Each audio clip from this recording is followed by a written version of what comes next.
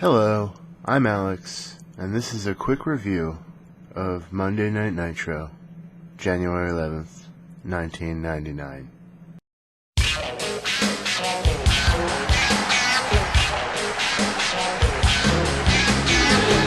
Fucking show's dumpster fire! This is the night after the Finger Poke of Doom! And Tony Schiavone opens it with the NWO is stronger than ever! Yeah!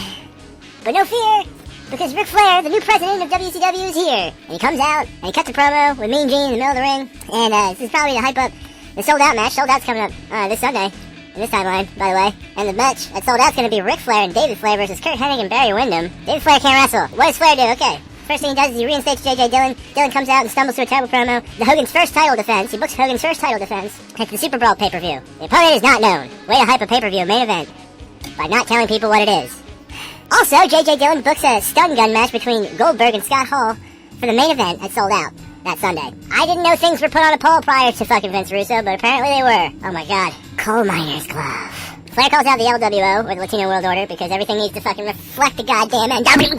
Flair asks him to disband the LWO, and he's like, I can promise you women, and limousines, and kiss stealing, jet riding, woo! Yeah, so pretty much all the members take off their fucking LWO shirts, Juventud, Psychosis, La Parca, they just go, fuck it, we want Flair tail. And the only person who doesn't take off his LWO shirt is Rey Mysterio. This will be important later. Flair starts talking about how the NWO is ruining wrestling.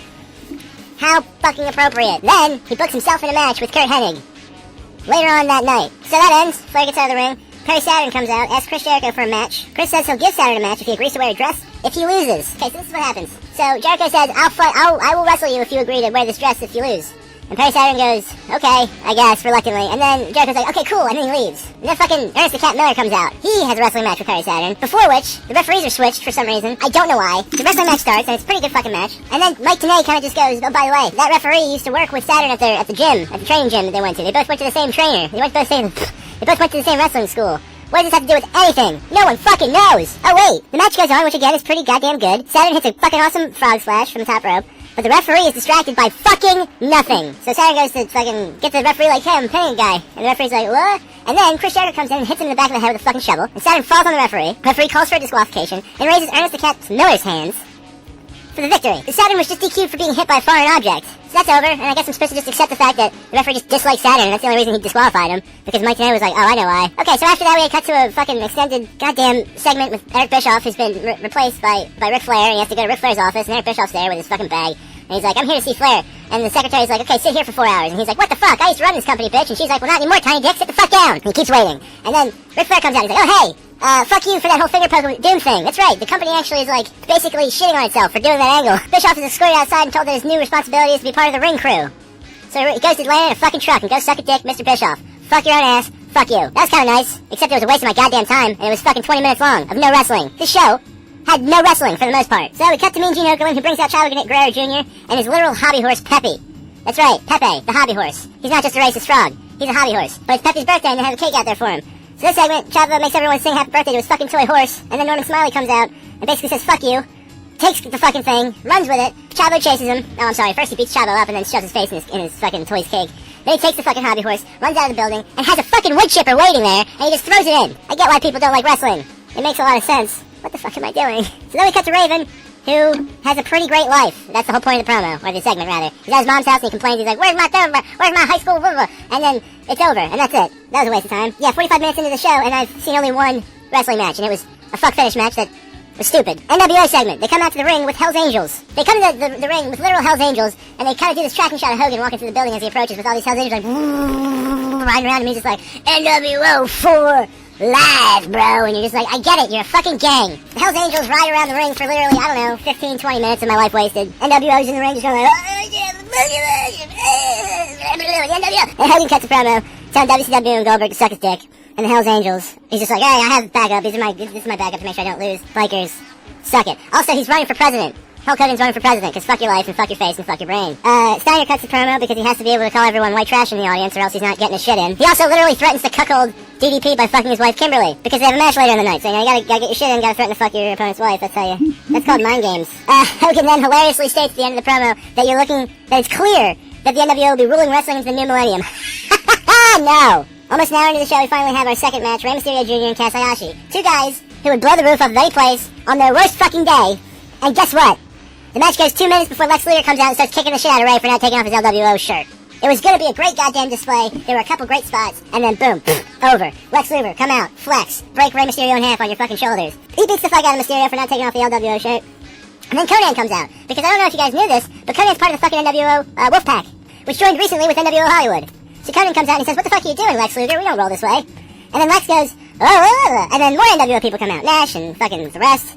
Basically, Conan turns to Nash and he's like, "I don't get it, we don't roll this way, Wolfpack don't do this." It's like he didn't see anything that's happened up to this point that has been televised at events that he's probably attended.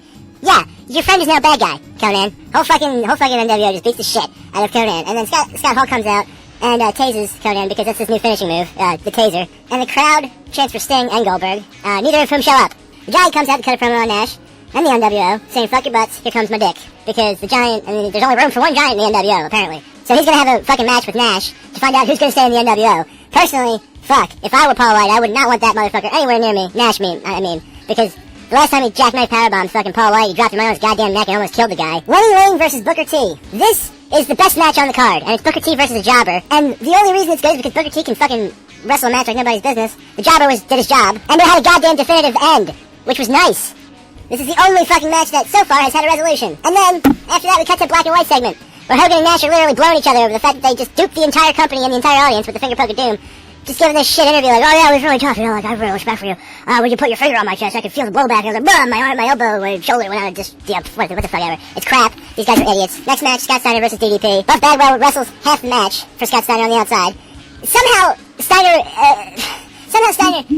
eludes disqualification, with Buff Bagwell constantly interfering, not trying to hide his actions from the referee. Scott Steiner literally threatening the referee with physical violence, and then Scott Steiner hitting DDP with a chair, and then putting him in the fucking Steiner recliner. He's knocked out, boom. Scott Steiner is your winner. Bullshit finish, bullshit match. Again, another match with a bullshit finish. We cut to Bischoff putting the ring together with the crew. One of the guys goes to hand him a wrench, and he goes, "Haha, I got a wrench in my pocket," and then he uses that. If you're wondering why I'm pointing this out, it's because it's gonna come into play later, as fucking dumb as that sounds. Scott Hall versus Bam Bam Bigelow. Match goes on for about 3 minutes with Bam Bam in clear control, before NWO interferes. Again, NWO interferes, Disco Inferno trying to become part of the group, hands Scott Hall the fucking taser, and fuck finish. Boom. Scott Hall hits him with the taser. He rolls the taser out of the ring without the referee noticing. 1, 2, 3. It's his new finishing move. What can I say? Kurt Hennig versus Ric Flair. Match starts at about, a minute and a half in. Barry Windham comes out, followed by David Flair. They're fighting where they're giving each other nasty looks outside the ring. Guess what? Doesn't end. There's no ending. It's DQ. Go fuck yourself. Then the last match is the Giant versus Kevin Nash. And the Giant looks like he's gonna win. He's got both Hall and Nash, who, of course, Hall tried to interfere. Again, blatantly in front of the referee. The referee doesn't give a shit. What the fuck is his job? What the fuck is that guy's job? Other than to call disqualifications, count to 3, and count to 10 if somebody's outside the ring. And he can't do 1 out of 3 of these things. Hall literally gets on the mat apron, goes inside, doesn't hit Giant because Giant hits him first, and then Giant fights both of them off, gets him in the corner, starts slamming him with his ass because he's a Giant, that's what they do. Throws Kevin Nash out of the ring, and boom, Kevin Nash sneaks under the mat, pulls out a blue wrench. Chekhov's fucking wrench. Presumably left there by Eric Bischoff. Hits the Giant in the head, gets in the ring. 1, 2, 3. Kevin Nash wins. The Giant is tased and has NWO painted on his chest. That's it. Another fuck finish. I'll see you next time for Sold Out 1999.